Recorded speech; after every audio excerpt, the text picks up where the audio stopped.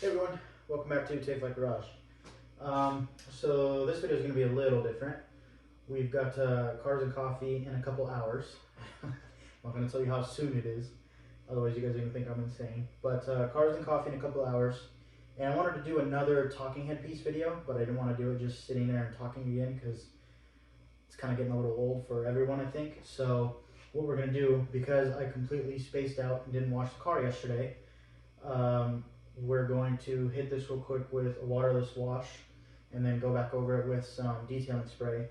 The waterless wash that I'm using is the same chemical guys one that I've been using. I'll leave affiliate links to both products that I'm using.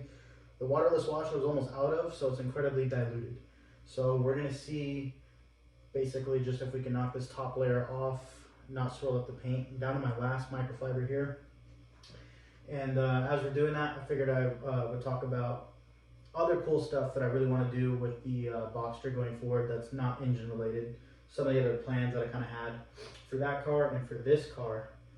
And I thought this would be the best time to do it. So without further ado, come here, pick up my waterless car wash, and I guess we'll get going. So since we're working on this car, I figured it's appropriate to talk about this one first.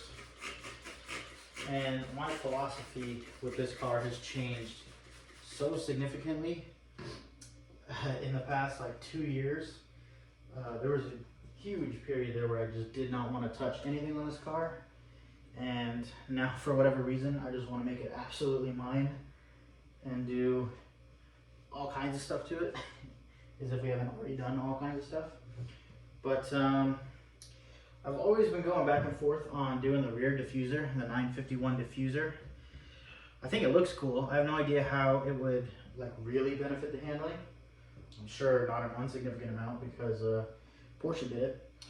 And what I didn't know was that that was actually a factory option. So that wasn't just like only available on the S2s and the turbos.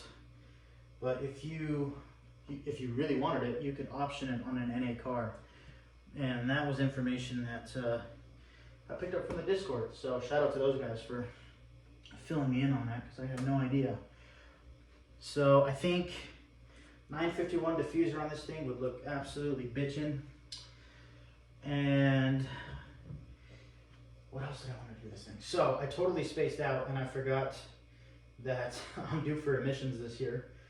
And as you guys know, the catless setup is not going to pass emissions. No way is it going to pass emissions. Now what I thought was that the age of the car was going to kind of help me out with that because I figured I could just register it as a classic. And it turns out that in order for that to be the case, now I don't know about the registration, but as far as everything I'm seeing online, the only way that that will work, or that you can get away with that, is if the car, at least out here in Arizona, is older than model year 1966. And the only other way that you can, at least previously that I thought you could circumnavigate that, was if you had specific insurance on the car. So like classic insurance. Get out of here, mosquito. And while I do now finally have classic insurance on the car, which is another topic that I wanted to put a video out for you guys, just talking about how to insure these things, because it's such a wild discussion. But I digress. With the way that the car is set up and how much I drive it anyways, even with that insurance policy, I don't know I would be able to use this unless, you know, I was driving at a certain mileage. What that mileage is, I don't know. And trying to navigate the website was a little annoying, at least for Arizona, because I couldn't find anything on that part of it. Everything that I wanted to navigate me to was like out-of-state exemptions or exemptions due to mechanical failure, whatever. So obviously that's not going to work out. So I'll have to figure out another solution there. So now I'm kind of going back and forth, messing with this exhaust again. I'm not going to have a choice. Either I could run a high flow cat on it or just have like a test pipe fitted and go from there. But I don't really know how much of a performance difference a high flow cap versus just the resonator would make. I might actually get a little bit of top end back from the high flow cap, but again, if I want to go to do other modifications like the 4-to-1 headers and all that stuff, and it kind of negates that gain, then it really doesn't make too much sense. So all kind of stuff that we have to think about. So that kind of covers the 944. As far as modifying things while I'm in there, when I'm doing the timing belt service, there's not really too much. Knocking out all the electrical stuff, upgrading all that stuff has been really a lifesaver. The car, knock on metal here, has been performing really well, and it's picked up the slack that the box strip has left, and I'm actually driving it even more now because I'm taking it out to the canyons, which I never used to do with this car. So I'm putting a ton of miles on this thing now, way more than before, and it's handling really well. All those upgrades seem to have done their job electrically. A couple things that I'm not super happy with, well, I shouldn't say I'm not happy with them, but things that could be performing better and that I probably would have changed or done differently initially in the first place would definitely be the choice of pad that I went with when I upgraded the brakes. I would probably just stick with doing semi-metallics instead of doing the ceramics. I did the ceramics because I figured it would be an equal balance of performance to not having to worry about brake dust. These things get pretty dusty anyways, especially with just how often I'm driving the car. So the brake dust is kind of a moot point. And I am noticing,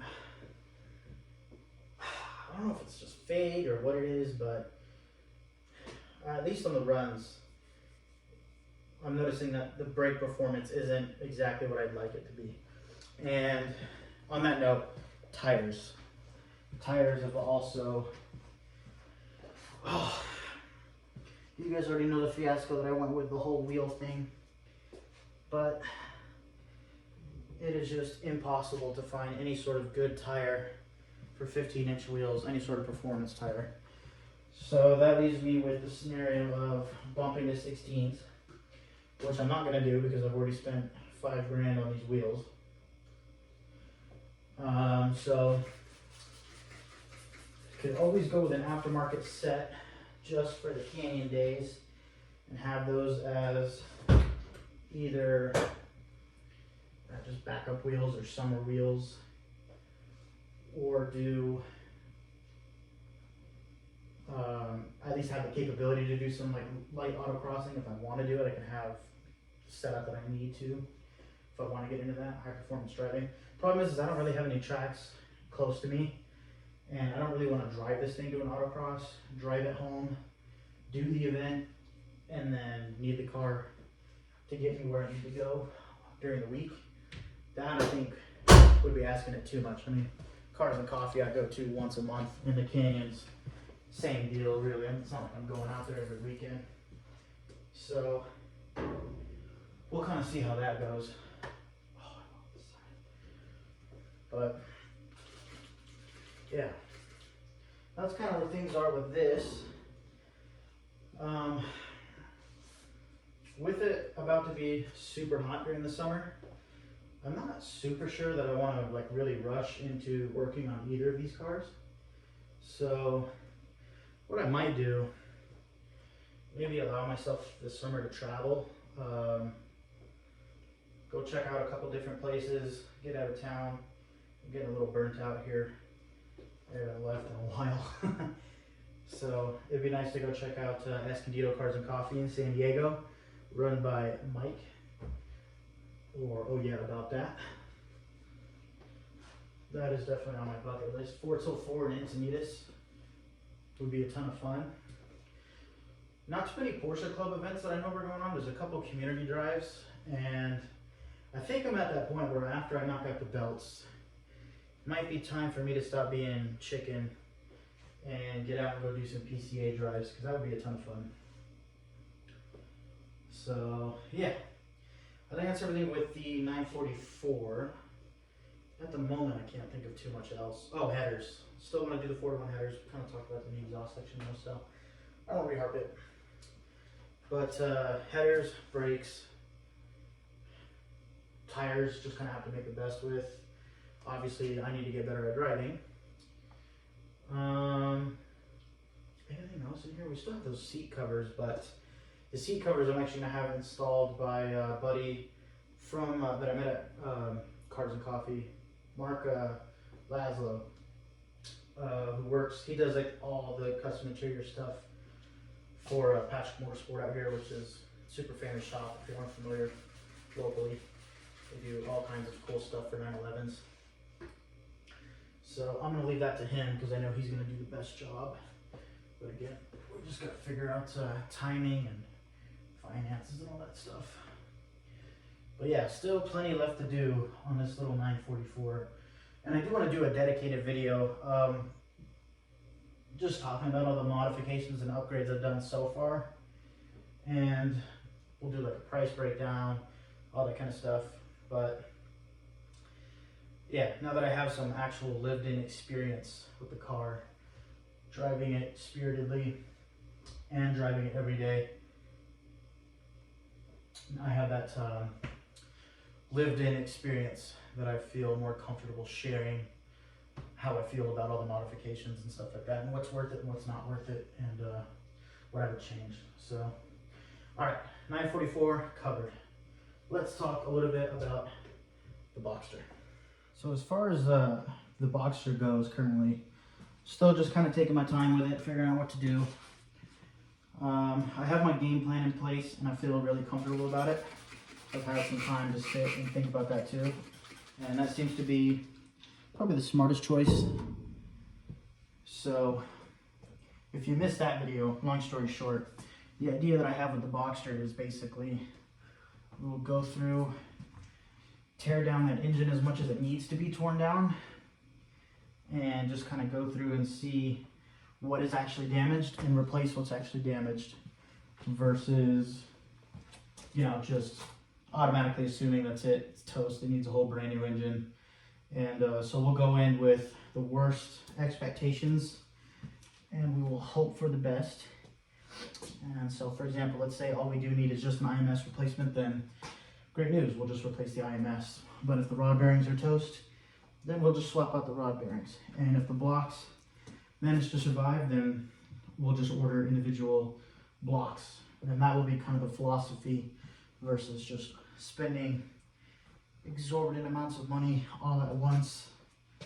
We can kind of break it down, and that will allow me to break things down on a time basis and a cost basis, all that other kind of good stuff. But let's talk about some of the fun stuff that I kind of have planned for that car that isn't engine related. And so first thing that I was kind of going back and forth was potentially selling those turbo twist wheels. They're cool, but I figure on a Boxster, it's got to be those Speedline, like RS Tech Art wheels. Those wheels are just so iconic on that car. To give you an idea of what I'm talking about, if you're not sure about what I'm talking about, look up the concept car, the original concept for the Boxster, and what that was. And the wheels that were on that car are kind of what I'm talking about. Think of like 993 GT2, 96, well no, not 964s, not the RSs, those were the cup wheels, but that style rim, black with the polished centers to kind of go with the Fuchs on the 944, I think would look really awesome. Probably stick with the 18s. But that would be a cool upgrade to do, because even just getting some replica wheels I think would be okay. I'm not really too worried about authenticity with the Boxster. So the factory wheels obviously are worth more, so that would go towards funding a set of those. And then I figure Might make a little sense to do that anyways, because if we have a little bit of cash left over from what the factory wheels are worth, we can put that towards parts and stuff for the rebuild. So if you're potentially interested in those turbo twist wheels, feel free to leave a comment down below and I'll get you set up with my email if you want them. For the right price, I will let them go. And that would be a cool video piece to do. The other thing that I really thought would be cool with that car, just because of all the black accents, like the striping on the side, the top, kind of got the amber delete going, modern taillights, I think would be doing the, I want to do like the black or the smoked LED taillight for that brake light. Potentially doing the 718 lights for that car just because I like them so much. I don't know how they would look on the yellow. I think they would probably look better on either maybe like a black car or even a red car. I don't know if they'll clash too much, but to do the LED third brake light, do those 718 style lights, so we get rid of those tail lights that are on the car now. But I do really like those lights that are on the car. They do suit it really well. But to go with the black accents, thinking about carbon fiber. We already kind of discussed how the hood has kind of what looks like the beginnings of clear coat starting to let go. Not bad by any means, but just enough to where probably have to repaint the hood anyways in order for a buyer to really be interested in it. So I thought, well, might be kind of cool just to do a carbon fiber hood and maybe do some carbon fiber accents like the intakes, potentially the mirrors, kind of going a little crazy with some of the Renline stuff. So yeah, that's kind of on the docket. So yeah, so carbon fiber hood, carbon fiber intakes. Thinking about it, kind of going back and forth. I think it would be really easy to overdo it on that car, and I definitely don't want to overdo it. But stuff like that I think would be pretty cool. I think the carbon fiber with the Speedline wheels would look awesome. So that definitely would look pretty cool. Tires for the Boxster,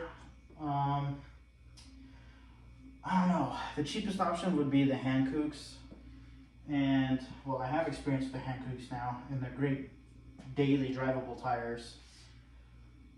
I mean, to be able to finally get some sport pilots on a Porsche that I own would be amazing, because Michelin does not make Pilot Sports in 15s, and it kills me.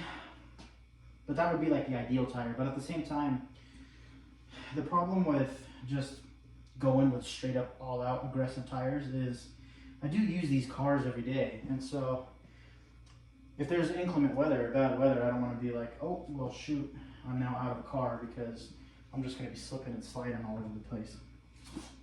So that's kind of something else that I'm always considering. It's one reason why I do want to recommend the Hankooks, but at the same time, like, I'll recommend them comfortably because they're a solid tire, but at least know what you're getting into in that, at least performance-wise, they're probably gonna make you feel like there's still a little bit left to be desired there. But it really doesn't happen until you are pushing the absolute limit of the car, or at least in my case, my own personal limit.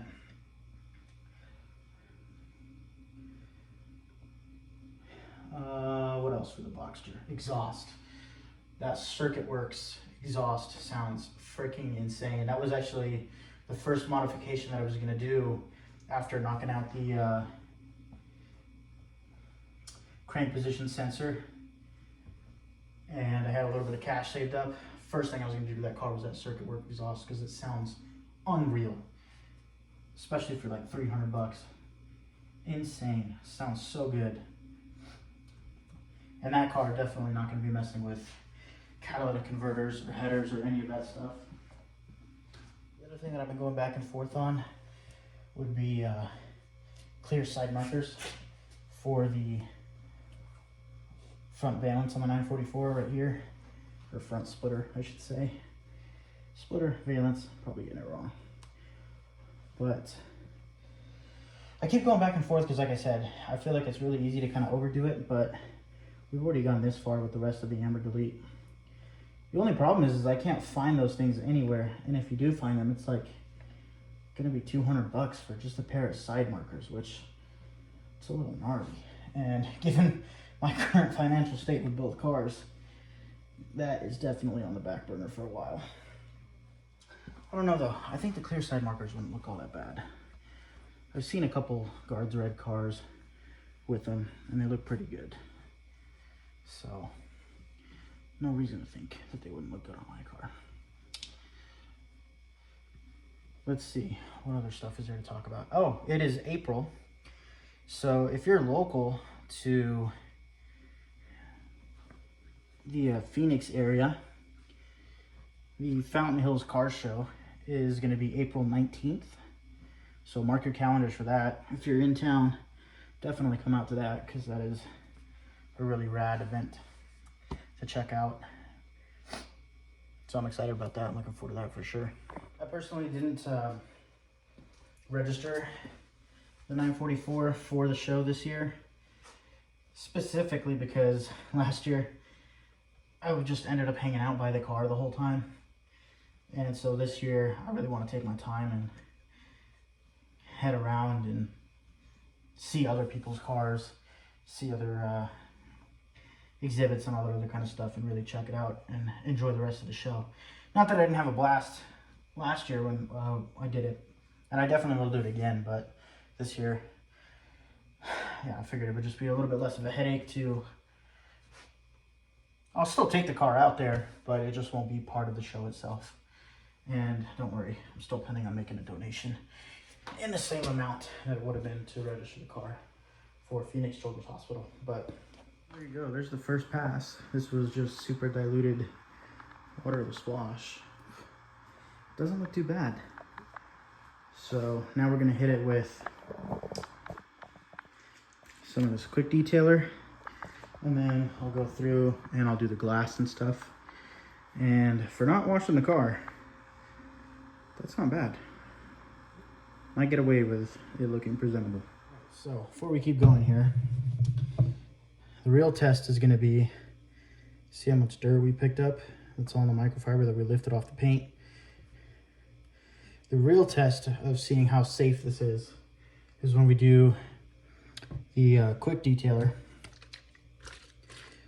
on our super soft, super high quality microfiber. This one's got a little dirt that's just stained on it, but this one's clean, I promise. We'll see how dirty and contaminated this gets. If this is relatively clean, then that kind of indicates that we're doing a good job with the paint and we're not marring it up and all that other kind of stuff. So we'll see how it goes. One of the things that I forgot to talk about with this car specifically was doing some custom gauges.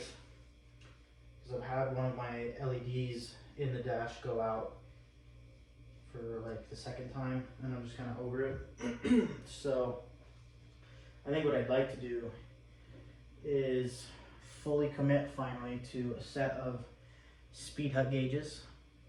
And if you guys aren't familiar with some really old videos that I made, I actually had a custom fuel pressure gauge made for my early car after I was going through and trying to diagnose what was wrong with it all those years ago. And that gauge served me well long after that initial diagnostic period, and it looked great. It was super cool, one of one, like unique, because nobody else had or made those. And I think overall, like, the aesthetic of the gauge matches the car pretty freaking well. Like, you know, the lettering, the numbers and all that stuff. And it would be super nice to have a digital odometer, so I never have to worry about stripping gears. Even though, again, I'm not gonna paint this set of odometer gears, which I haven't messed with to my best of my knowledge is the original odometer gears have held up just fine. So, but to not have to worry about it would be nice. The other thing that I really dig is digital speedometer. There's a 0 to 60 recorder on there. That's cool. So that way I could do 0 to 60 runs and we could all publicly see how slow my car is. And there's no escaping it. Let's see. The cardinal direction things are cool. I like the digital readouts so that you're no longer relying on the transmission speed sensor, which means that in the future, if I do go between two different sets of wheels, between the 15s and 16s, that I wouldn't necessarily be needing to worry about discrepancies in the readings, try to have to do mental math while I'm driving. All that kind of goes out the window, so that's a nice feature. The other big feature is, even though a lot of the sensors they're readily available to be replaced and all that stuff, to just have distinct new manufactured sensors going straight to the gauges and either not relying on signals from the DME or signals from these ancient gauges under the hood in the heat that are 40 years old regardless of how well they're performing. That information, I think, is far more reliable and I trust it more than what is in the car stock, simply just from an age standard or point of view. So that would be the real reason to do speed hug gauges. It's not just the aesthetic, it's not just for the backlighting, not just for the odometer gear, but really for real-time engine parameter readout. And we did do the Focus 9 upgrade so that we could have digital readouts, but at the same time, like, I kind of want things like my oil pressure, my water temperature, I want all that stuff right in front of me at all times. So, and for the more in-depth stuff like wideband and let's see, you know, like injector dwell, all that kind of stuff, sure. That stuff is, you know, that doesn't need to be in my face all the time, but having the other stuff from more reliable sources, engine tachometer based on the coil and not the stupid speed or reference sensors would be really nice. And I feel like that would still automatically kind of give you an indicator whether or not your speed and reference sensors are working, because if it's tapped to the coil and the coil's not getting power, that'll tell you right away that it's an issue with one of those two sensors, if not the DME itself. But we've also got the Focus 9 fuel pump DME relay with the diagnostics in there, so that can, everything can kind of bounce off of each other and work to build up a system of information with just like backups, you know, so it's not just relying on one source, but there's backups that can go back and be referenced and verified. So yeah, that would be cool. I have some very basic plans that go along with that, because in these cars it's not as easy as just swapping it out as it is in the early cars, because the later cars have a flexible PCB, kind of is, think of it like riser cables basically, and so the plugs from the car itself are female receptors that plug into the back of the dashboard. And while I do want to do the custom gauges, the main theme with this car is I still want it to be reversible, so I don't necessarily want to go cutting up the factory harness. So in that event, what I'm working on, or what I have been working on just kind of behind the scenes a little bit, is getting the wiring all figured out, you know, figuring out what goes where for the turn signals, the brights, the warning lights, because that's going to be something we have to figure out too, since the speed hug gauges aren't exactly going to have an ABS light or a brake pad light or all the other kind of stuff. But basically just making it so that there's a plug-and-play solution for all the basic things, like the turn signals, the brights, the dash lighting, and all the signals for power and ground, which really all those gauges will get tied in together. But because that's the one thing that's nice about the speed hub gauges is, like what I was mentioning before, we're not going to need the stuff from the wiring harness. That's the output for the water temperature, oil pressure, all that stuff, because it comes. The speed hub gauges themselves will come with new sensors that will just need to be adapted to the engine itself. So, yeah, if we can come up with a 3D printed deal, basically, that will fit the stock plugs. That way I can pin it out, do just a quick pin out and run custom wires and make it real easy so that they just, almost like a radio adapter harness, where you just plug one side into the car and you plug the other side into the gauges and call it a day. That's kind of my goal with that. So that's probably going to take a while. The gauges themselves, at least for the 4 that I want to do, are about $1,000. So that's definitely not high on the priority list right now, but in the future for sure, to have like a one-stop solution for the aftermarket gauges would be cool. And I'll show you this real quick. That's kind of what this project was. I was doing a test print of the cluster, the binnacle, and then these are the sizes of the speed hub gauges, at least the holes. But what I've been trying to figure out is the actual spacing so that the bezels don't interfere. So I think these 2 outer ones, there's room to push them out a little bit. So I need to reprint this and move these, but it's kind of hard to do it without the physical gauges so I can see how much it needs to move over. But yeah, the binnacle itself was designed by someone else who just made it a blank so that you could basically do whatever you wanted to it. And that's what I was mentioning in the other 3D printing video. So I'm the one that added these holes, which was super quick. But overall, the part looks awesome. I haven't pulled apart the dash to see how this fits in there, because I figured I'll do that at a more appropriate time when the project is moving ahead. But I figured that'd be a cool thing to take a break and show you guys real quick. So yeah, lots and lots of plans in the back of my head for this car. Some things will happen sooner than others due to necessity, but overall some really exciting stuff. And the one thing that's really cool about these cars specifically is the aftermarket stuff that's out there for these cars has exploded.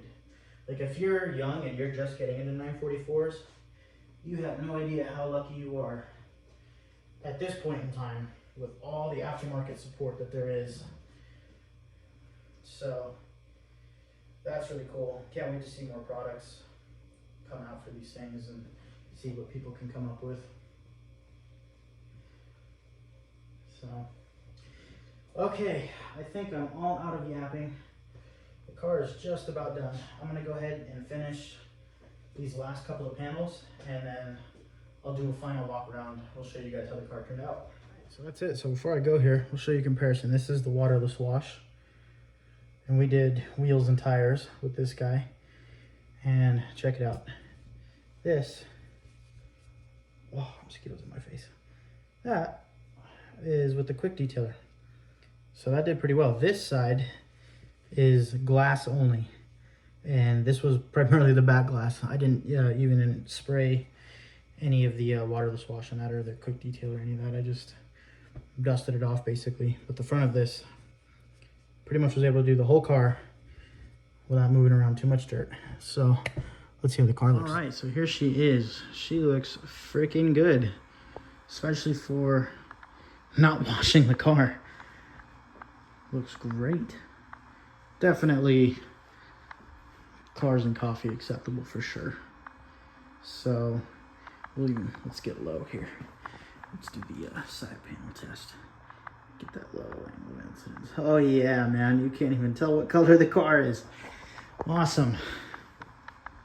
So yeah, well, I appreciate you guys for hanging out with me in the garage. And if this is something that you'd like to see more of, so every once in a while, just kind of hanging out, talking about stuff, let me know. I'd love to make more videos like this. I had a ton of fun making this one. So appreciate you guys for watching. Let me know your opinions down below about stuff to do for the Boxster and stuff that I have in mind for the 944. If you like the ideas, if you hate them, all opinions welcome. And thank you for watching, and I'll see you in the next one.